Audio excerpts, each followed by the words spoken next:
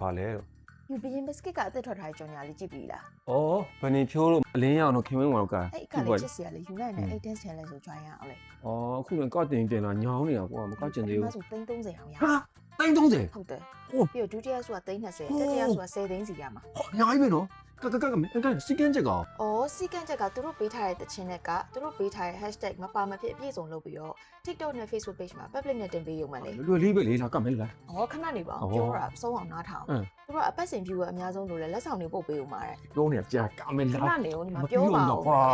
စီကန့်ချက်အသေးစိတ်ကိုတိုက်ထားတဲ့ဘရင် biscuit ရဲ့ Facebook page နဲ့ TikTok page မှာတွားရောက်ကြည့်ရှုနိုင်ပါတယ် ကမယ်လား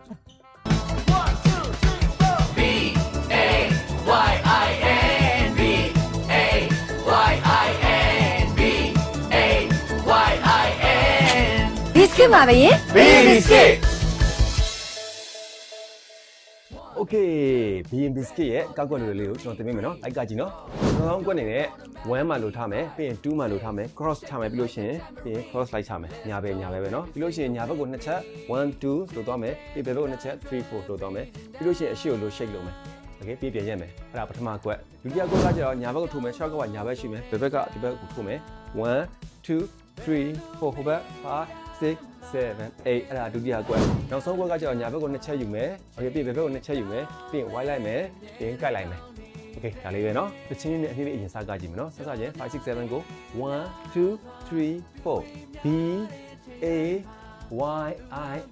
N B A Y I N B A Y I N ပြီး biscuit မှာပြီးရင် biscuit ကတော့ကြိုက်တဲ့ movement နဲ့ပြီးလို့ရပါတယ်ကဲ dance degree လေးကိုတေချာကြည့်ပြီးတော့ဘရင်နဲ့အတူစုဝေသိန်း30ယူတိုင်ပွဲမှာအတူပါဝင်လိုက်ကြအောင် စုချင်းငွေတွေကလည်းပထမစုသိန်း30ဒုတိယစုသိန်း20တတိယစု10သိန်းတို့ဖြစ်ပြီးတော့ပြန်တဲ့အခါမှာလည်းဘရင်ကပေးထားတဲ့စီကံတွေကိုတိတိကျကျလိုက်နာဖို့လိုမယ်နော် ဟောစီကံချက်တွေကိုတော့ဘရင် biscuit ရဲ့ Facebook page နဲ့ဘရင် biscuit ရဲ့ TikTok page မှာတွားရောက်လေ့လာနိုင်ပါပြီခင်ဗျာ